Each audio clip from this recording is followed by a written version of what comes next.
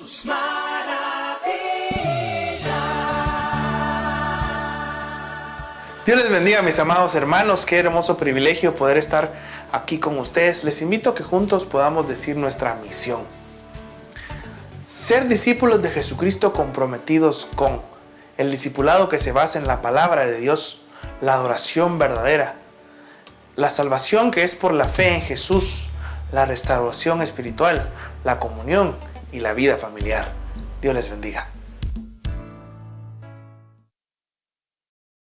La paz de Dios sea con todos ustedes, mis queridos hermanos, hermanas, amigos que nos honran con su presencia, con siervos del Señor que también nos hacen el honor de tomarse el tiempo para estar con nosotros. Les bendecimos, les llenamos de la paz del Señor.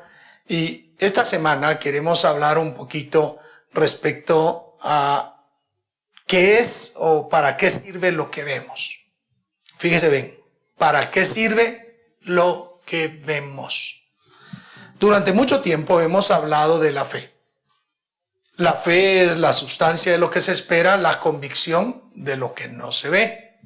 Sin fe es imposible agradar a Dios, porque es necesario que todo aquel que se acerca a Él crea que le hay, o sea, que existe y que es galardonador de todos aquellos que le buscan. Así que la fe supone no mirar, no observar, creer sin ver. Como le dijo Jesucristo a aquel famoso Tomás: porque me viste, creísteis. Más bienaventurado es todo aquel que sin ver ha creído. Entonces, ¿para qué nos sirve lo que vemos? También hemos señalado de manera enfática que el peor enemigo de la fe es lo que estamos viendo. Porque cuando vemos circunstancias, cuando vemos las situaciones, el contexto que nos rodea, dudamos, tenemos enfáticamente problemas de fe, porque lo que vemos nos hace de alguna manera dudar en el control, en la soberanía y en el poder de Dios. Por ello hay cantidades, miles de hermanos y hermanas que cuando están viendo situaciones difíciles se espantan, se asustan, tienen temor, porque lo que ven les ha servido de acicate para dudar. Eso no solamente pasa en esta vida. En la Biblia tenemos escenas como el caso de los apóstoles, cuando el Señor Jesucristo sube con ellos a la barca y les dice que pasen al otro lado, y Jesús dormía en la barca y se comenzó a levantar una gran tempestad tan fuerte, tan dura, que todas las barcas que iban allí parecía que se iban a anegar. Cuando vieron esas circunstancias, despertaron a Jesús y le dice: Señor, ¿no tienes cuidado de nosotros que perecemos? Porque estaban viendo la circunstancia. Claro, hacen bien. Van al Salvador, pero ellos debían de tener fe, y el Señor Jesucristo los exhorta, los regaña. Hombres de poca fe. Reprende la tempestad y hay grande bonanza, por cuanto el Señor quita todas esas circunstancias. Lo que vemos se convierte en un obstáculo para que nosotros podamos creer en el Señor. Pero, ¿realmente para eso sirve lo que vemos? ¿Para dudar de nuestra fe? En cierta oportunidad los discípulos iban con Jesús cuando de repente vieron a un hombre que nació ciego. Era ciego de nacimiento. Y entonces los apóstoles le preguntan: Señor, ¿quién fue el que pecó? ¿Este o sus padres? ¡Wow! Lo que vemos a veces nos hace emitir juicios también. Juicios en este caso de tener condena, porque por causa del pecado se da esa enfermedad. Era el pensamiento que tenían los discípulos. Y Jesucristo les contestó que no había pecado él ni sus padres, sino que esa enfermedad era para que Dios fuera glorificado. ¿Para qué vemos? ¿Para qué vemos? ¿Para qué sirve lo que miramos? En la actualidad estamos viendo muchas cosas. Y muchos creyentes están realmente atemorizados y sienten que su fe flaquea. Y sienten que su fe desmaya. Y sienten, Señor, ¿y qué vamos a hacer? ¿Para qué nos sirve? ¿Para darnos temor también? No puede ser, queridos hermanos, que Dios nos haya dado el precioso don de la vista, este talento que es un sentido en nuestro organismo por medio del cual percibimos todo lo que sucede, y la Escritura dice que la lámpara de nuestro cuerpo son los ojos. Por ellos entramos luz a nuestro cuerpo. No puede ser que Dios haya dado la vista para que al vernos atemoricemos. Las circunstancias que nos rodean y los hechos que estamos viviendo no pueden servir para que nosotros disminuyamos nuestra fe. En otra escena, cuando Jesús llega a orilla del lago de Genezaret, estaba Pedro, estaba Juan y su hermano Jacobo limpiando las redes después de una noche infructuosa en la que no habían podido pescar nada. El Señor Jesucristo les dice, especialmente dirigido a Pedro: boga mar adentro, echa tu red hacia la derecha y allí vas a pescar. Estos hombres eran conocedores, conocían dónde estaban los bancos de peces, por dónde iban a pescar, era su sistema habitual de vida, y esa vez no habían conseguido nada, se habían esforzado, y entonces la respuesta es muy lógica, no es atrevida, es correcta. Toda la noche hemos pasado pescando y no hemos pescado nada. Pero le dice al Señor Jesús: pero más en tu nombre echaré la red. En tu nombre echaré la red. Las circunstancias decían que no habían peces, pero Jesucristo llega y da una instrucción, y aquel hombre dice: en tu nombre echaré la red. Así que las circunstancias no fueron el final de la realidad que estos pescadores vieron, que Pedro sintió, sino ahora se atreven a volver a hacerlo, porque aparte de las circunstancias había una instrucción de Jesús y había que tener fe a lo que él estaba diciendo. Todavía Pedro, Juan y Jacobo no eran discípulos del Señor Jesucristo. Estaban a punto de ser llamados, pero ellos obedecen al maestro que ha llegado a la orilla del lago. Entonces se van, bogan mar adentro, y cuando están ya a determinado lugar, lanzan la red y cogieron tal cantidad de pescados, de peces, que comenzó a hundirse, la red comenzaba a romperse, y comenzaron a llamar a los que estaban a la orilla y llenaron ambas barcas, porque fue una pesca milagrosa, a pesar de las circunstancias, a pesar de las situaciones adversas, a pesar del problema que habían experimentado sin pescar nada durante la noche. Ahora, en el nombre del Señor, sucede el milagro. ¿Para qué sirve lo que vemos? Y yo quiero responderte que sirve para que creas que Dios va a obrar. Que así como aquel en aquel hombre ciego de nacimiento, Jesús dijo, esta enfermedad es para la gloria de Dios, para que Dios sea glorificado. Así como Pedro, Juan y Jacobo aceptaron irse a volver a lanzar la red, y ya las estaban lavando, limpiando de la liga que queda por causa de estar pescando, y se atreven a hacerlo por fe. Yo te digo en el nombre de Jesús que las circunstancias, lo que nosotros vemos, lo que nosotros apreciamos, no es para tener temor, no es para afligirnos, no es para que nos tiemblen las rodillas, para que nuestro corazón se opaque, sino es para garantizar que Dios está en control y que Dios va a obrar.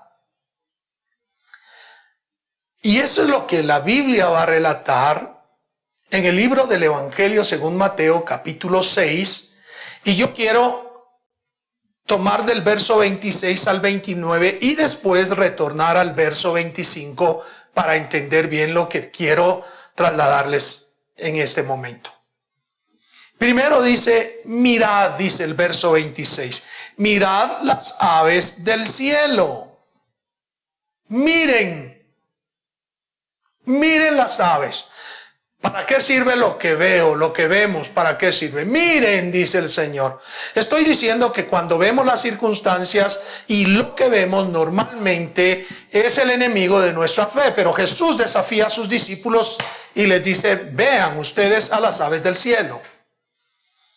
Todos de alguna manera, aunque estamos viviendo nosotros, por ejemplo acá en una ciudad muy llena de concreto, todavía disfrutamos que hay pajarillos, hay palomitas, hay pequeños pajaritos que vuelan, o hay pájaros un poquito más grandes que andan volando. Veámoslos a ellos, dice el Señor.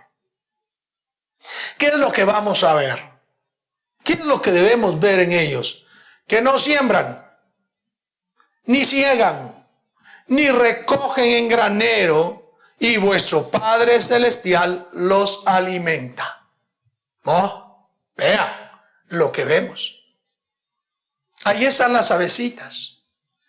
Nosotros tenemos el privilegio de que en la congregación, en el templo, han hecho nido algunos pajaritos y han sacado camadas de pajaritos, pero han perdido algunas otras camadas.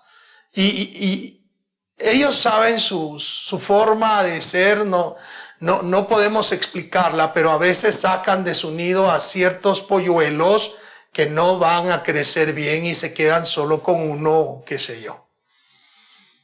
Pero tenemos el privilegio de ver que a veces sacan sus polluelitos, algunos los tiran y ahí están reproduciéndose. Y ahí están, ¿dónde consiguen su alimento? Todo el día salen, se van, regresan al rato, le dan alimento a sus polluelos, se vuelven a ir hasta que su polluelo puede volar, se van todos y al tiempo vuelven a regresar para volver a hacer nido. Veámoslos a ellos, ¿de dónde sacan su comida? Ellos no están preocupados de agarrar un asadón, una pala, no están preocupados de tomar un martillo, de ponerse frente al computador y trabajar. Teletrabajo para ganar los centavos del día. No, ellos no siembran, no ciegan, no recogen en graneros, no están preocupados de mañana, no están preocupados voy a traer a almacenar. Veámoslos. Y vuestro Padre Celestial es el que les da los alimentos. ¿Para qué nos debe servir las circunstancias? Para ver a Dios obrar. Para que veamos que Dios hace algo. Para que veamos que Dios alimenta a estos seres tan preciosos que no hacen nada para producir, pero tienen la capacidad de sobrevivir o de vivir con la provisión que Dios les da, el sustento que Dios les da. Y entonces dice, ¿no valéis vosotros mucho más que esas aves, que ellas? Esto es un desafío. Porque la fe precisamente consiste en esperar que el Padre Celestial se ocupe de nuestras necesidades. en esperar por fe que el Dios Todopoderoso nos continúe sustentando en medio de las situaciones adversas, en medio de la necesidad, en medio de la carestía económica. Debemos de estar confiando por lo que vemos. Cuando vemos a las aves, observamos a Dios proveyéndoles. Y si nosotros valemos más que las aves, el Padre Celestial nos dará nuestro sustento por su misericordia, por su piedad. Entonces, observemos que lo que vemos sirve para ver a Dios actuar, no para que tengamos temor, no para que estemos dudando, sino para afirmar nuestra confianza, nuestra fe en el Señor. Verso 27 dice: ¿y quién de vosotros podrá, por mucho que se afane, añadir a su estatura un codo? Por más que se afane. Me recuerdo hace muchos años, yo era pues ya no tan joven, pero pusieron una película que se llama Gataga. En Gataga, una persona, su sangre era impropia para entrar a ser estudiante para astronauta, pero tampoco tenía la estatura correcta para entrar a ese programa espacial.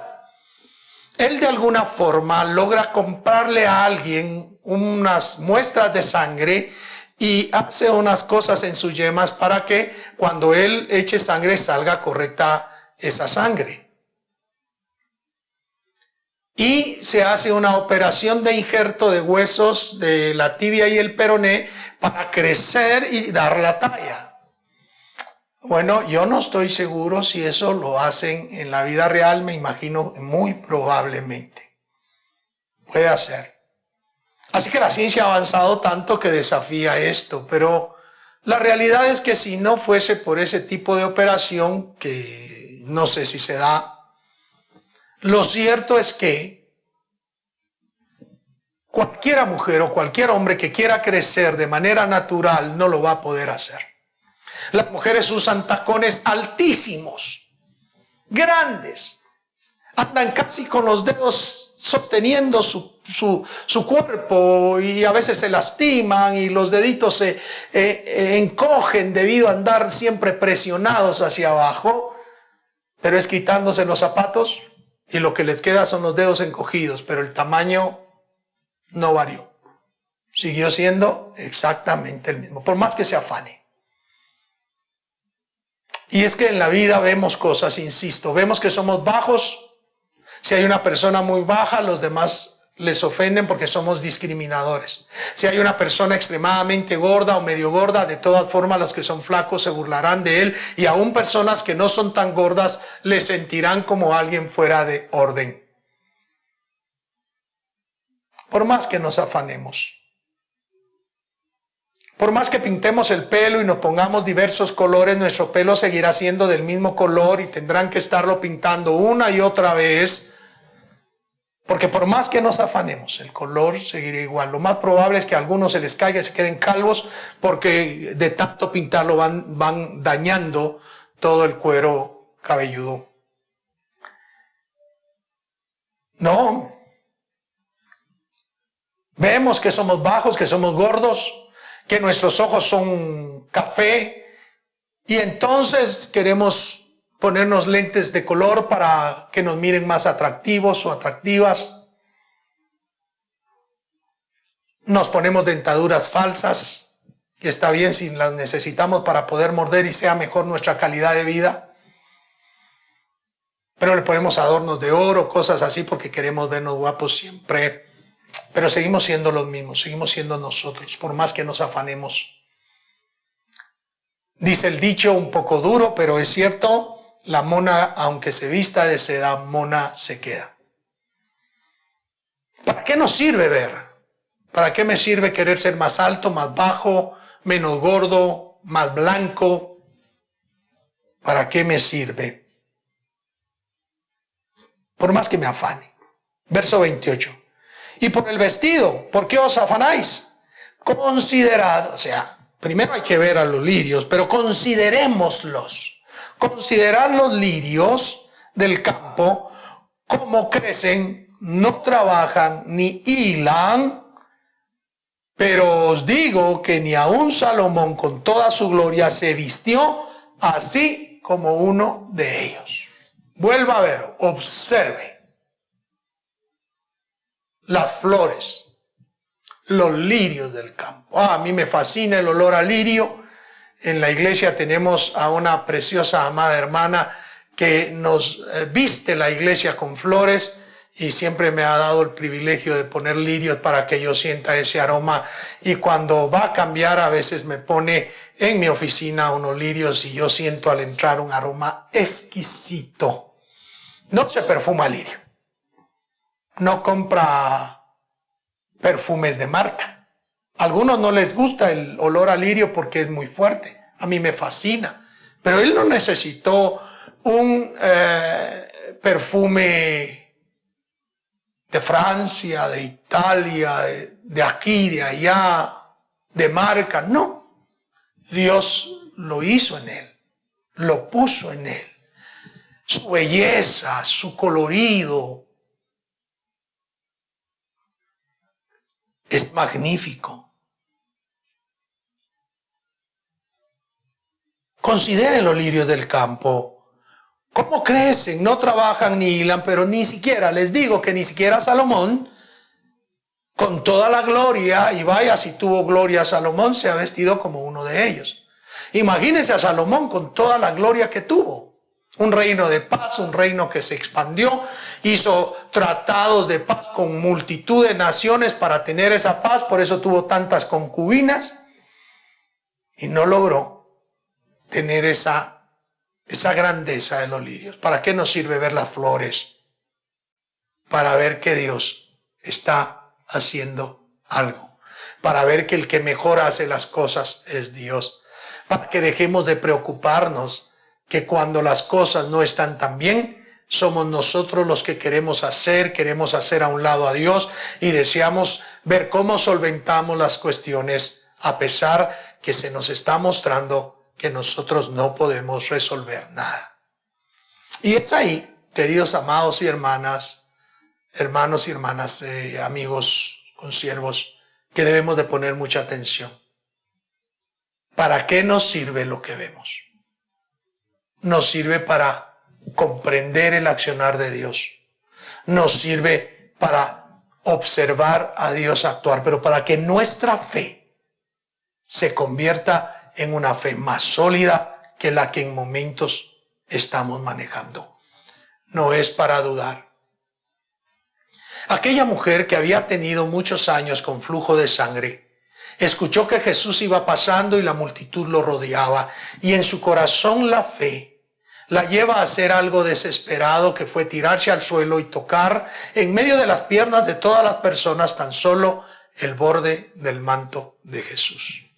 La fe hizo que fluyera poder de Jesús y sanar a la mujer, y Jesús sintió: ¿quién me ha tocado? Los discípulos le dijeron: maestro, todos están aquí de alguna manera tocando, todos están aquí apachándote. Y Jesús dice: no, alguien me ha tocado, porque virtud salió de mí. Todos lo tocaban, pero no todos lo tocaban con fe. La circunstancia les había dicho que Jesús era poderoso, era real, era verdadero, pero nadie lo tocó con fe. A pesar de sus circunstancias, la mujer pudo creer que tan solo el tocar el borde del vestido del maestro serviría para su sanidad, y efectivamente así fue. Cuando ella se vio descubierta, se presentó al Señor Jesús y le dijo: maestro, yo te he tocado. Y le explicó lo que había sucedido, todo lo que había gastado con los médicos, cómo su cuerpo se había reducido en esa enfermedad. Y Jesús la comprende y le dice: no tengas pena, tu fe te ha sanado. Recordemos que en la cultura de Israel, una mujer que vivía con flujo de sangre era considerada inmunda, y todo lo que ella tocara sería inmundo. Pero cuando toca el borde del vestido del maestro, la virtud que sale de Jesús la sana para que ella deje de ser inmunda. ¿Para qué sirve lo que vemos? La enfermedad. ¿Para qué sirve que veamos las situaciones adversas? ¿Para qué sirve que nosotros observemos las situaciones que nos molestan? Sirven para ver a Dios actuar, para que nuestra fe se solidifique, para que dejemos nosotros de estar pensando que debido a las circunstancias estamos fracasados, naufragando, sucumbiendo, sino para que confiemos plenamente en el Señor. ¿Para qué sirve lo que vemos? Para que no nos afanemos. Y por eso retorno al verso 25, que dice: por tanto os digo, no os afanéis por vuestra vida, qué habéis de comer o qué habéis de beber, ni por vuestro cuerpo, qué habéis de vestir. ¿No es la vida más que el alimento y el cuerpo más que el vestido? Preciosas palabras. El afán es el deseo vehemente de algo, la involucración en la realización de algo que nos interesa sobremanera. Afanada está aquella persona que trabaja las 8 horas diarias, pero quiere más dinero y entonces se queda haciendo horas extras y sacrifica la comunión con su familia, la comunión con sus hijos, la comunión con su esposa.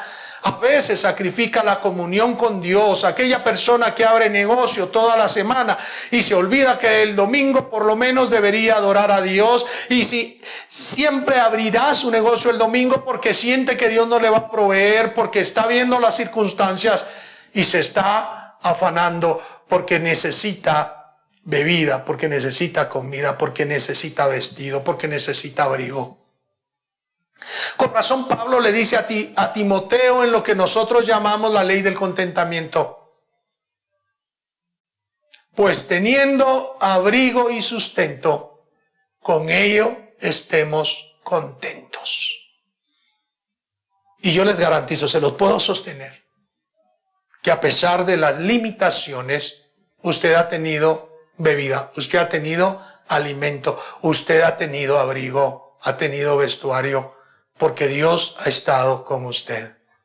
Y algunos se afanan, y ese afán los lleva a derivarse en situaciones que muchas veces contribuirán a un estado anormal psicológico, a un estado anormal económico, a un estado anormal en el orden espiritual. Por ello lo que observamos acá, y debe de ser para nosotros muy relevante, muy importante, es que cuando vemos algo, no debemos estarnos afanando, sino debemos confiar que Dios se va a encargar de nosotros, que Dios va a encargarse de esa confianza que nosotros hemos depositado en Él. Entonces veamos acá, queridos hermanos y hermanas, amigos, consiervos, lo que vemos no es para que estemos afligidos. Lo que vemos no es para que nosotros sintamos ya la necesidad de salir corriendo, quisiéramos escondernos en una montaña y que se cierre y que nada nos estorbe, que nada nos caiga mal, o como el salmista dice: ¿quién me diera alas de paloma para huir de las circunstancias? Es mejor confiar, es mejor creer, es mejor tener seguridad, garantía que Dios va a obrar, que Dios va a hacer, que Dios va a realizar, y debemos dejar de afanarnos. Recordemos cuando el Señor habla de aquella semilla que fue depositada en diversos tipos de terreno. Unos cayeron junto al camino y las aves se la llevaron, otros en los pedregales, otros en los espinos y otros en buen terreno. Y en uno dice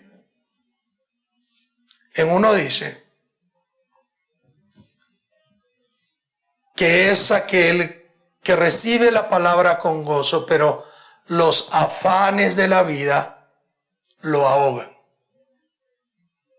¿Por qué nos afanamos? Porque estamos viendo sin creer en el propósito de Dios. Porque estamos mirando sin creer en la autoridad, misericordia, provisión, sustento que Dios nos da. ¿Por qué pasa eso? Porque no hemos comprendido que el justo vivirá por la fe, y si retrocediere, no agradará el alma del Señor. No retrocedamos. Caminemos verdaderamente en el camino del Señor y confiemos que lo que vemos sirva para creer que Dios hará algo, para estar observando la manifestación de Dios. Que lo que vemos no nos haga sufrir, sino nos haga tener esperanza. La esperanza en Cristo no avergüenza. Les invito en el nombre de Jesús que cambien esa forma de percibir. En tanto las cosas son duras, difíciles, se salen de nuestro alcance, de nuestra capacidad, debemos confiar en el siempre cuidadoso, todopoderoso Dios que nos cuida, que nos sustenta, que nos protege, que nos da vida y que nos da lo necesario para vivir. No se olvide de eso. Lo que vemos nos sirve para ver a Dios actuar, para confiar en Él y no para afanarnos, no para entrar en crisis en el afán, sino para tener un corazón que confía en el nombre del Señor. Espero que Dios les haya hablado, que Dios les haya dicho algo esta noche y que juntos realmente observemos a Dios obrar en todo lo que nosotros vemos. No es para dudar, para temer, sino para confiar en Dios. Les voy a invitar a inclinar su rostro y orar conmigo esta noche. Padre bendito, te ruego por mis hermanos, hermanas, amigos, amigas, consiervos en el Señor y por mí mismo acá reunidos por este medio, que nos ayudes a tener una visión correcta de lo que vemos. Que no veamos solo para amedrentarnos, para sentir temor, para dudar de ti, sino para confiar, para tener certeza que tú vas a hacer algo porque tú eres maravilloso, misericordioso, perdonador. Y que nuestro corazón tenga tal descanso en ti que podamos seguir viviendo en paz, en amor y bendición por tu gracia y tu misericordia. Gracias por tocar nuestros corazones y por hablarnos en el dulce nombre de Jesús. Amén y amén. Bien, ha sido un hermoso privilegio. Espero que nos volvamos a ver y que la mano del Señor esté sobre ustedes, les llene, les abrace, y que ahora, sabiendo que las cosas que vemos sirven para sustentar nuestra fe, para confiar más en el Señor, comencemos a tener esa experiencia. Dios les bendiga, Dios les guarde. Hasta la próxima.